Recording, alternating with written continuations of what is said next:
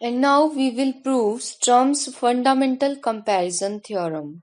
And in this theorem, we will prove that that how to compare different zeros of the solutions of two different equations. That is, this theorem gives us some sort of comparison between the zeros of solutions of uh, two different self-adjoint equations. So let's start the theorem.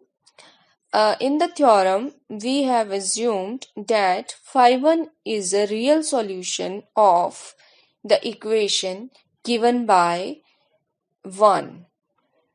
And here equation 1 is d by dt, capital PT, dx by dt plus q1t x is equal to 0. And secondly, we assumed that phi2 is a real solution of the equation 2, which is d by dt, capital PT dx by dt plus q2t x is equal to 0.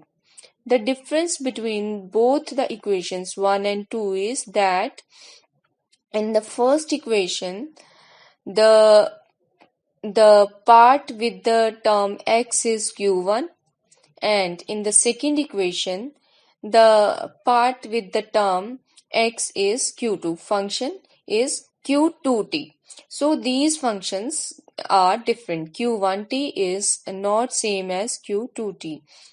So if we have phi1 and phi2 solutions of 1 and 2 respectively, and the function p have a continuous derivative and is such that pt is always greater than 0, that is pt is positive on the given interval, and the functions q1 and q2 are continuous such that the second function q2t is greater than q1t, then if T1 and T2 are successive zeros of phi1 on the given interval AB, then we want to prove that the function phi2, which is the solution of equation 2, has at least one zero at some point of the open interval T1 and T2. That is, if we are given two successive zeros of the solution phi1 of the equation 1, then the solution phi2 of equation 2 has at least one zero in between the two consecutive zeros of phi1. So let us start the proof of the theorem.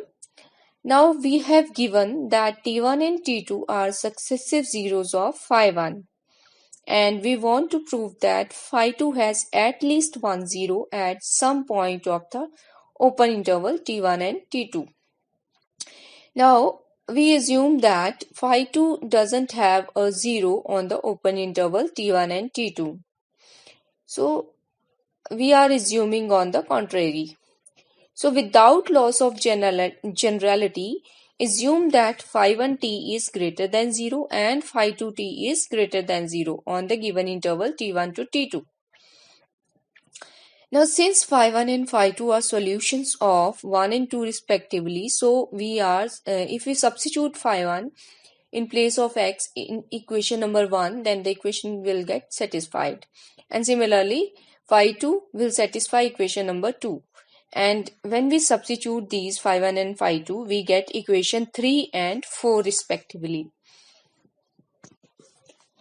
Now we multiply equation 3 by phi2t and equation number 4 by phi1t, and we subtract both the equations. And when we subtract, we get equation number 5. Now we can see that in equation number 5, left hand side can be written as phi 2t d by dt, capital PT, phi 1 dash t minus phi 1t d by dt, capital PT, phi 2 dash t, and plus pt phi 1 dash t phi 2 dash t minus pt phi 2 phi 1 dash t. That means in the left hand side of equation number 5, we are just adding and subtracting the term capital PT phi 1 dash t phi 2 dash t. We are adding and subtracting this term. And if we combine now, this term will become d by dt of capital PT phi 1 dash t phi 2 t minus phi 1 t phi 2 dash t. You can check this by taking the derivative of the term given in equation I marked as number 6. So this left hand side can be replaced by this 6 number term, and when we substitute, equation number 5 will become d by dt capital PT phi 1 dash t phi 2 t minus phi 1 t phi 2 dash t is equal to q2t minus q1t phi 1 t phi 2 t.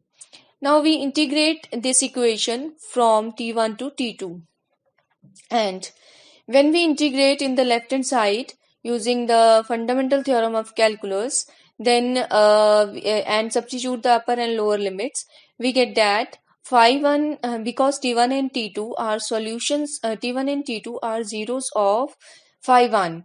So the terms involving phi 1 t1 and phi 1 t2, they becomes 0, and thus after integrating we get that pt2 into phi 1 dash t2 into phi 2 t2 minus p at the point t1 phi 1 dash at t1 phi 2 at t1 is equal to integral from t1 to t2 q2t minus q1t into phi 1t phi 2t dt. And now we mark this new equation which we got by integrating as number 7. Now, in equation number 7, we will prove that the left hand side is always not positive. How? So, since we know that phi 1 t2 is equal to 0 and the interval is t1 to t2, phi 1 at the right end point is 0 and phi 1t is positive. We have assumed that it is, assumed without loss of generality that it is greater than 0. So these two conditions implies that the function is decreasing, because function is going from positive to 0. It means that function is decreasing, and the function and the condition in form of derivative for a function to decrease is that phi 1 dash t2 is less than 0, and also phi 2t is positive on the interval t1 and t2. So this implies that phi 2 at t2 is always greater than or equal to 0. So as we have assumed, we have given in the hypothesis that pt is always positive, so pt2 is greater than 0. This implies the first term p at t2 phi 1 dash at t2 phi 2 at t2 is less than equal to 0. Why? Because p at t2 is positive, phi 1 dash at t2 is negative, and phi 2 at t2 is positive. So we have left with the negative sign. So this product can be less than or equal to 0. Similarly, we can prove that p at t1 phi 1 dash t1 phi 2 at t1 is greater than or equal to 0. Thus, we can see that the left side of equation 7 is not positive, but the right hand side of equation 7 is always positive, because the integrand q2t minus q1t is always positive, and therefore the integral is always positive. So in equation 7, on the left hand side we are getting a negative term we are getting the negative quantity, and on the right hand side of equation 7 we are getting a positive quantity. So this cannot happen, and therefore we are getting a contradiction. And why we are getting a contradiction here? Because in the proof we assumed that G has no zero in between T1 and T2. So this implies that, not G, phi 2. So this implies that phi 2 has a zero at some point of the interval T1 and T2. And this completes the proof of the theorem. Now, for this theorem, we have observation, that is, if T1 is a zero of both the functions phi1 and phi2 in the above theorem, that is, T1 is a common zero of phi1 and phi2, and T2 and xi are the next consecutive zeros of phi1 and phi2 respectively, then, as we have proved that between any two consecutive zeros of phi1 there is at least one zero of phi2. So between T1 and T2, xi must lie between T1 and T2, and this implies that xi is always less than T2. So this gives some sort of comparison between the zeros of zeros of solutions of two different self-adjoint equations. And this observation is also explained as by one example. So in the example, I have taken two equations. If the first equation is d square x by dt square plus a square x is equal to t, which I marked by 1, and the second equation is d square x by dt square plus b square x is equal to 0, which I marked by equation number 2. And in both 1 and 2, we are assuming that a and b are constants, such that b is greater than a and a is positive. That is, b and a both are positive, and b is strictly greater than a. Now you can check easily that the solution sin at, which are named as phi 1t, and sin bt, which is equal to phi 2t, are two real solutions of these equations 1 and 2 respectively. Now, the consecutive zeros of sin at are given by n pi over a and n plus 1 pi by a, where n can take the values 0, plus minus 1, plus minus 2, and so on. The first zero of sin at and sin bt, you can see that the first zero is 0 at t is equal to 0.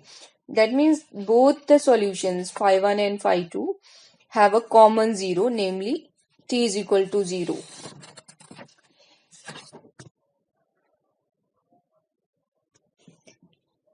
So all the hypotheses of the Sturm's fundamental comparison theorem are satisfied for these two equations and solutions. So using that theorem, we get that sin bt has at least one zero, namely xi n, such that xi n is lying between the nth and n plus 1th zero of sin at. That is, n pi by a is strictly less than xi n is strictly less than n plus 1 pi by a, where n pi by a, n plus 1 pi by a are consecutive zeros of sin at, and xi n is the zero that we have proved that must lie between, that is of the solution sin bt, and that must lie between the two consecutive zeros of sin at. Now, the first zero of sin at is t is equal to 0. Second zero of sin at, when you put n is equal to 1, say it is pi by a.